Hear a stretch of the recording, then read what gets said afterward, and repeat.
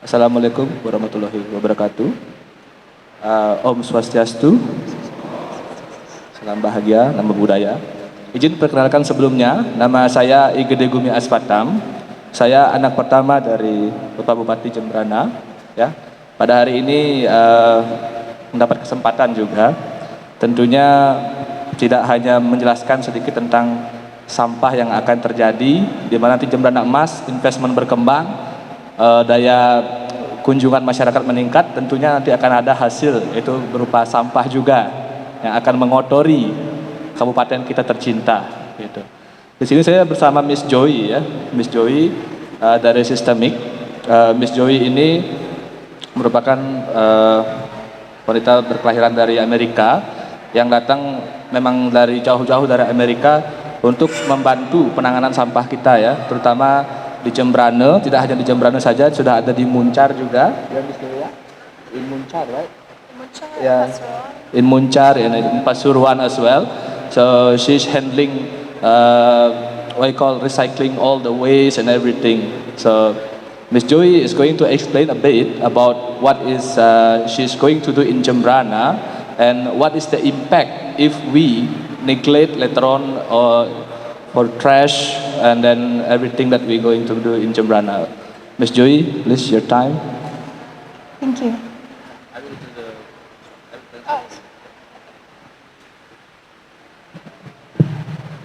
Om Swastiastu. Om Swastiastu. Your Excellencies, Pak Bupati, Pak Rektor, all the political leaders here, academics, media, thank you for this opportunity. Untuk semua political dan semua undangan, terima kasih banyak atas waktunya. Izin saya mentranslate ya untuk ininya supaya semua mengerti. Terima kasih. Let's continue. So Pak Bupati asked me to talk to you today about the impact of poor waste management and also what we want to do about it. Jembrana is very blessed because Jembrana has the support of many international people to try to bring good waste practices to preserve the environment in Jembrana. But we must work together. Ya, pada kesempatan ini Jembrana mendapat kesempatan emas ya untuk mengolah sampah-sampah yang ada di Jembrana. Tetapi ini tidak bisa dilakukan sendiri oleh suatu lembaga atau suatu sistem. Jadi ini dibutuhkan juga kerjasama masyarakat semua, kerjasama para kepala dinas, para camat nanti dan para OPD semua agar bisa mengatasi masalah sampah di Jembrana. Please continue. So the Alliance to End Plastic Waste has committed billions of rupiah to Jembrana to make sure that all the villages in Jembrana have waste management. And this includes resources to buy bins, to buy tricycles, trucks, everything we need in order to make Jembrana a zero waste regency. Jadi ada ada organisasi bernama Alliance ya. Alliance ini merupakan organisasi yang bergerak untuk mengolah sampah yang ada di seluruh Jembrana. Tidak hanya Jembrana sebenarnya, tetapi Alliance ini juga bergerak di seluruh dunia ya, in globals. Dan mereka sudah memberikan atau mengucurkan dana yang cukup besar di Jembrana dan mengharapkan kita akan mencapai yang namanya zero waste ya. Tidak ada sampah di Jembrana. Itu yang kita harapkan dari Alliance ini. Please. So why is this important? I'll first start with Jembrana's goals. On Mission 1, Mission 3, Mission 6. Mission 1 is all about our connection to God. And Trahita Karana, it's our union between God, between humanity, and between the environment. And we know when this union is strong, we are all happier. Jadi kita memiliki 3 misi di sini ya dari Alliance ini. Yang pertama pasti sudah pada mengetahui bahwa kita di Bali menjunjung tinggi Trihita Karana ya, di mana adanya hubungan yang baik antara alam, diri kita sendiri dengan Tuhan atau ini ya.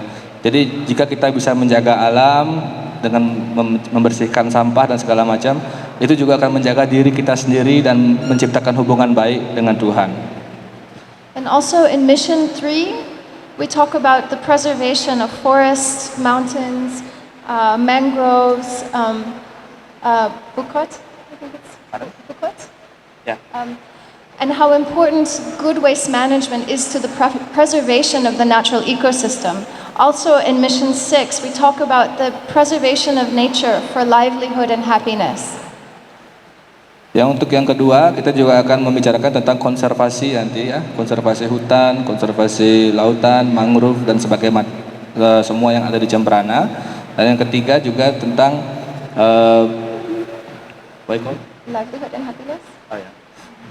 Tentang bagaimana kita mencapai kebahagiaan nanti setelah kita melakukan pengolahan sampah-sampah ini, ya. The challenging part is across Indonesia, between 50 to 60% of the waste that we throw away is either burnt or dumped into rivers or into land. And this has very strong environmental and health implications, which I'm going to talk about in a second. And even when we invest in good waste management services through this construction of TPS3Rs and sanitary landfills, nearly half of the TPS3Rs become abandoned in a few years because we can't get the economics to be sustainable. And the same with the sanitary landfills. They become open dumping because we don't have the economics. And we need to solve this. Oke, jadi kendala yang kita temukan ya. Kendala yang kita temukan jadi 60% sampai 80% sampah yang sudah ada itu terkadang kita hanya mengubur saja, mengubur lalu membakar, di mana mengubur itu tidak merecycling lah sampah-sampah plastik yang ada di Jemberana. Dan jika kita membakarnya juga itu akan menciptakan polusi yang baru. Nah, jalan yang lain adalah kita membawanya ke TPA, ya kan? Kita membawa ke tempat pembuangan akhir, kita biarkan di sana. Tetapi itu hanya akan memberikan sedikit solusi karena sisa dari sampah-sampah itu tetap akan menumpuk, menggunung dan akhirnya tidak ada ekonomi timbal balik yang terjadi lah di sana, gitu. And why does this matter? So 20 years ago, the food that we ate, the products that we bought, they were very different than today. So when we burnt that waste, when we threw it away, it was okay because it biodegraded. But today, the composition of the products that we buy is very different. The plastics and the additives to the plastics have very dangerous chemicals in them. Ya, kenapa berbeda dengan 20 tahun lalu, ya kan? 20 tahun lalu mungkin plastik tidak terlalu familiar seperti sekarang. Masih mungkin menggunakan kaleng, menggunakan botol kaca dan segala macam ya. Tetapi karena sekarang menggunakan plastik kebanyakan, lalu kita mengolahnya dengan cara membakarnya, lalu itu tidaklah maksimal gitu. Jadi perbedaannya itu adalah 20 tahun lalu itu kita masih biodegradable lah istilahnya kalau untuk sampah. Namun yang sekarang itu lebih berbahaya karena mengandung zat-zat yang beracun untuk untuk alam kita sendiri. Jadi bayangkan nanti kalau misalnya 2026 ini terjadi ya kan, terrealisasi, masyarakat berenang di pantai kita atau mungkin para tamu datang berenang di pantai kita tapi pantai kita hanya isi sampah saja. Kan betapa memalukannya itu. Tapi kita bisalah mengubah itu semua nanti ya di sini. Oh no, the previous slide please. Go back. Burning. Yeah.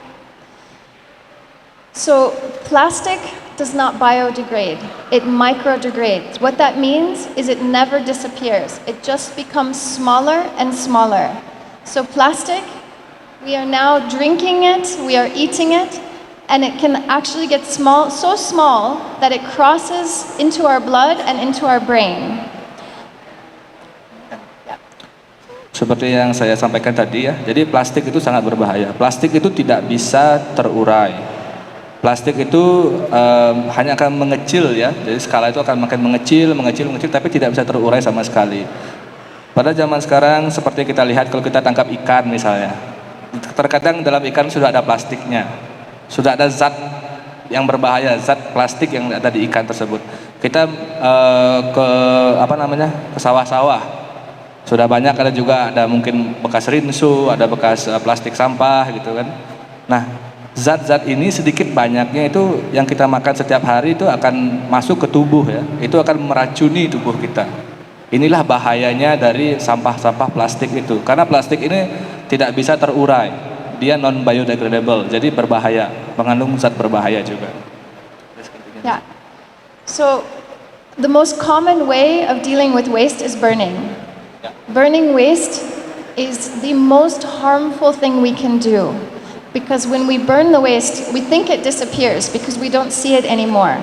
But what happens is when we burn the waste, it releases that smoke that comes up, it releases dioxins, arsenic, furans, mercury, PCBs, all these things that are very toxic to our health and especially to our children's health.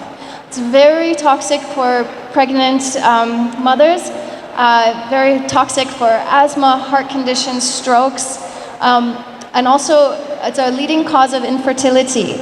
So slowly, every time we're burning, we're actually sort of poisoning our community, and it happens little by little, but these toxins build up in our body. Jadi selain menanam sampah, gitu ya, cara lain yang bisa kita lakukan itu tentu saja di Jembrana itu membakar, ya kan? Tidak hanya di Jembrana, mungkin di tempat lain pun sama, membakar sampah tersebut. Tetapi memang sampah itu akan menghilang, tapi akan menciptakan polusi yang baru, akan menciptakan racun yang baru, toksik yang baru yang akan menyebar melalui udara. Itu sangat berbahaya untuk apa? Untuk ibu-ibu hamil, untuk anak-anak kita ke masa depan, dan itu juga penyebarannya sangat cepat. Jika sampah dibakar, itu tercampur di udara, penyebarannya itu akan rapid ya. Jadi dia akan secara cepat terhirup oleh masyarakat atau anak-anak kita nantinya. Dan itu akan menyebabkan apa? Bisa menyebabkan kanker, bisa menyebabkan kelainan pada janin dan segala macam itu. Jadi dampaknya memang benar-benar berbahaya. So we know burning is very harmful, but also dumping into water and land is also harmful. It blocks the drainage, which causes lots of flooding. It harms wildlife, and then all of the other sort of human issues that we've just been talking about with burning is very common also with throwing it into nature. Ya, jadi selain membakar gitu, kita juga mendamping ya, dan segala macamnya itu kita juga mengalirkan ke laut ya, mengalirkan ke sungai-sungai, itu kita membuangnya ke sungai dengan harapan kita tidak melihatnya, padahal sampah-sampah itu ya mengalir ke lautnya kita juga nanti, mencemari lautnya kita juga.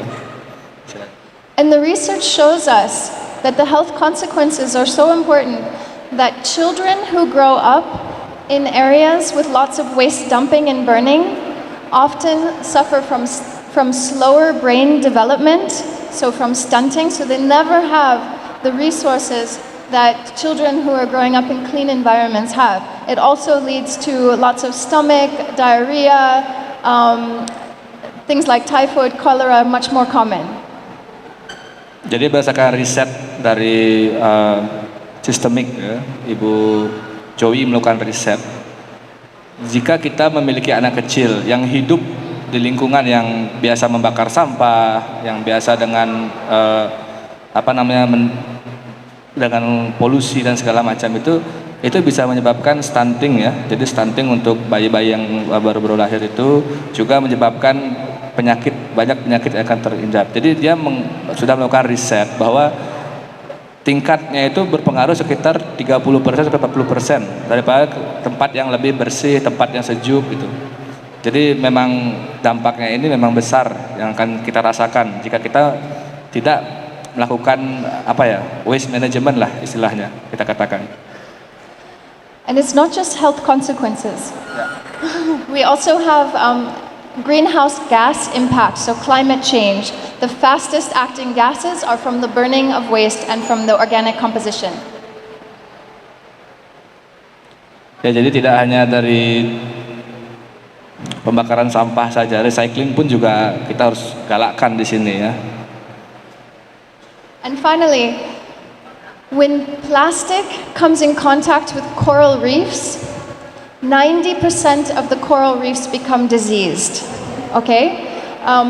And Indonesia, 60% of global coral reefs are from the spawning of coral reefs in Indonesia. Indonesia is like the Amazon for coral reefs across the world. And when waste and plastic pollution touches the coral reefs, they die. Jadi sampah-sampah yang mengalir ke lautan ini juga mempengaruhi tentang terumbu-terumbu karang kita ya. Sebagaimana kita tahu Indonesia ini 60% daerahnya kan adalah perairan yang ada terumbu karang. Nah sampah-sampah ini terkena di terumbu karang tersebut, terumbu karangnya mati semua. Kita tidak punya jadinya spot atraksi untuk diving, untuk snorkeling itu hilang jadinya dia nanti. Jika ada sampah yang sampai ke lautan ini. So we can and we must do better. And we're here now because we have resources to all work together to solve the waste problem in Jimbrana. And I'm going to show you a video of the TPST that's built that we can use to help this. Jadi untuk menangani ini semua, Miss Joey ya dari Alliance dari Systemic, mohon maaf, ingin mengajak para aparatur desa, para masyarakat semua nanti itu untuk mengolah sampah, gitu kan, itu mengolah sampah secara masing-masing, secara individual. Jadi kita itu diajarkan oleh Miss Joy nanti bagaimana sih kita tuh membuat sampah itu menjadi berharga, menjadi barang mahal, menjadi sesuatu yang bisa kita jual, yang bisa kita pergunakan lah. Gitu. Jadi tidak hanya untuk dibakar, membuat polusi, tidak hanya dibuang ke lautan lalu menghilang. Oh, we gonna do something. We must do better, as per Miss Joy ya. Kita harus melakukan sesuatu yang lebih baik. Sekarang akan ditampilkan video yang sudah disiapkan oleh Miss Joy. Video ini adalah TPST yang ada di Jembrana. Di sini Jembrana, right? Ya, Jembrana. Ini adalah TPST yang di Jembrana yang sudah dilakukan oleh Systemic ya. Jadi kita lakukan pemilahan dan segala macam. Silakan disaksikan.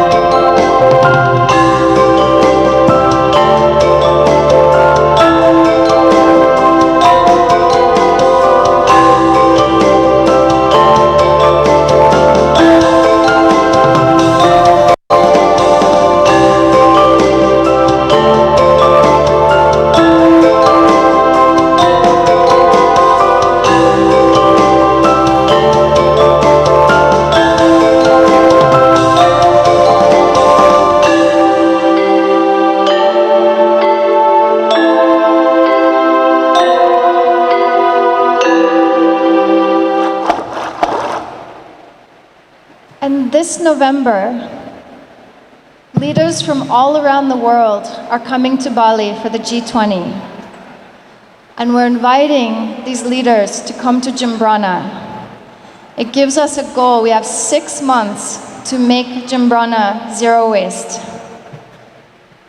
Ya, jadi setelah menyaksikan video itu kan, sudah dilihat tadi bahwa di Jembrana itu kita tuh mengolah sampah, ya kan? Sampah plastik itu kita sudah olah sebagai maksudnya sampah organik, anorganik dan segala macam, ya kan?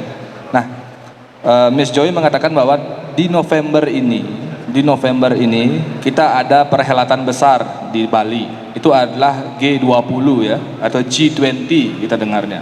Nah, dari pihak Alliance atau pihak sistemik ini akan mengundang beberapa delegasi dari beberapa negara untuk datang ke Jembrana untuk menyaksikan bagaimana kita melakukan pengolahan sampah pada nantinya, baik itu dari tingkat yang paling bawah sampai di TPST ini.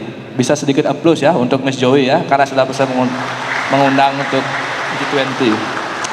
One last thing. So our commitment is if your village is committed to cleaning up the waste, we will help you financially and with technical support, and we'll get ready for G20, okay? So, yeah. Berita bagus, berita bagus. Jadi kita punya waktu 6 bulan, ya. Kita punya waktu 6 bulan. Jika masyarakat setiap desa ini berkomitmen untuk melakukan zero waste ya, dan kita bisa menunjukkan nanti pada delegasinya di G20, Miss Joey siap membantu untuk memberikan fondasi pundi-pundi lah gitu. Jika mungkin nanti dibutuhkan sesuatu, mungkin pengarahan bagaimana caranya, diberikan sosialisasi bagaimana pemilihan sampah segala macam, diberikan tempat sampah ini organik, anorganik dan segala macam, Miss Joey dari Sistemik siap membantu untuk masyarakat Jembrana. Ya, applause sedikit, terima kasih. So let's work together to make Jembrana the cleanest regency in all of Bali. Thank you. Waktu saya kembalikan ke Pak Bupati ya, izin. Terima kasih kami sampaikan kepada Miss Joy Daniel dan Bapak IGD Gumi Aswatam yang dalam hal ini sebagai tim percepatan investasi penanaman modal asing Kabupaten Jembrana yang telah memberikan materi tentang kredit poin penanganan sampah plastik di Jembrana. Berikan aplaus yang meriah